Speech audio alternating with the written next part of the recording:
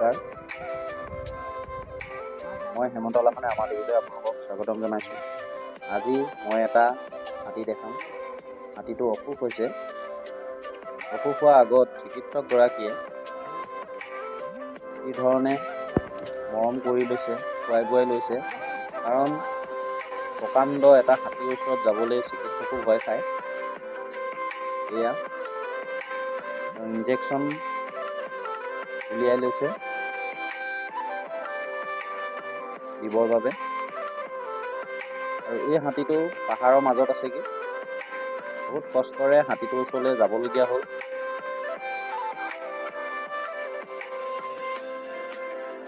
কাৰণ সকলো চিকিৎসকে হাতীৰ ওচৰত যাবলৈ ভয় খাব পাৰে। এইজন চিকিৎসক ৰাতি দিন বুলিবলৈ নাই, সকলোকে সহায় সহযোগ আগবঢ়াই আহিছে।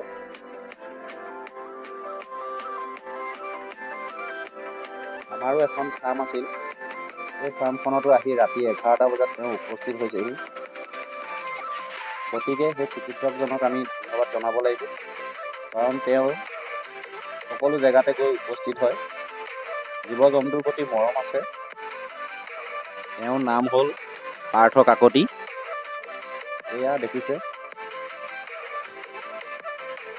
হাতীৰ ওচৰলৈ যাবলৈ ভয় খাইছে অলপ, প্ৰথমতে ভয় খাবলগীয়াও হয়।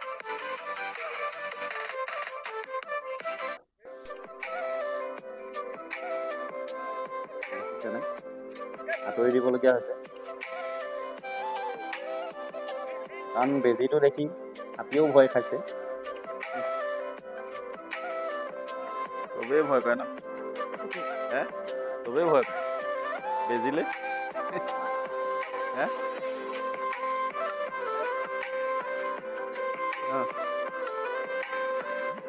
এবাৰ আপুনি ফটো দিছিলে ন, আঁতৰি গুচি গৈছে বেজী ভয়ত। বেজীটো সৰু হ'লেও চবেই ভয় খায়, ইমানেই ভয় কৰে। কাৰণ চিকিৎসকজনৰ সাহস লাগিব, তেতিয়াহে প্ৰকাণ্ড হাতীৰ ওচৰত গৈ তেওঁ বেজীটো দিব পাৰিব। কাৰণ আমি গণেশ বাবা বুলি তেওঁক মূৰ দোৱাওঁ, য'তেই দেখোঁ, ৰাস্তাত দেখিলেও আমি মূৰ দোৱাওঁ, আৰু তেওঁ জ্ঞানীয়ে হয়, সেইকাৰণে পটককেনে এটেকো নকৰে, আক্ৰমণ নকৰে পটককেনে। যদি মোৰ চেনেলটোলৈ নতুনকৈ আহিছে, ছাবস্ক্ৰাইব কৰি দিব, এনেকুৱা এটা ভিডিঅ' আকৌ দেখাবৰ বাবে। মাৰোতে মাৰো মাৰো কৰি আছিল, কাৰণ পিছফালে লাখ মাৰি দিব পাৰে, বিশ্বাস নাই। এয়া কি ধৰণে ইনজেকশ্যন দিবলগীয়া হৈছে। হাতীটো ভাল হ'বৰ বাবে লাইক আৰু কমেণ্ট কৰি দিব।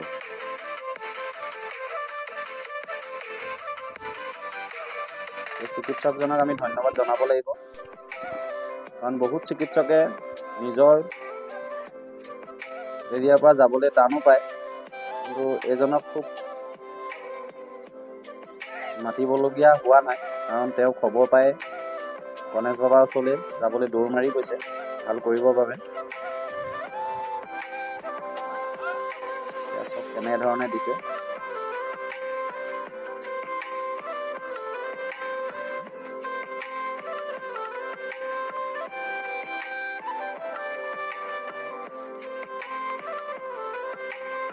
কাৰণ দুইফালৰ পৰা দুজন মাৰোতে ধৰি ৰাখিছে।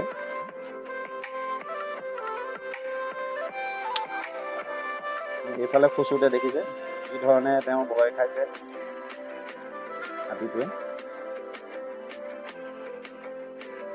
তেওঁ গম পাইছে যে তেওঁ ইনজেকশ্যন দিছে, সেইকাৰণে তেওঁ লাখ মাৰি দিয়া নাই, পিছফালে ভৰিটো মাৰি দিয়া নাই। হৈ গ'ল নি? কি হৈছিলে কওকচোন। আৰু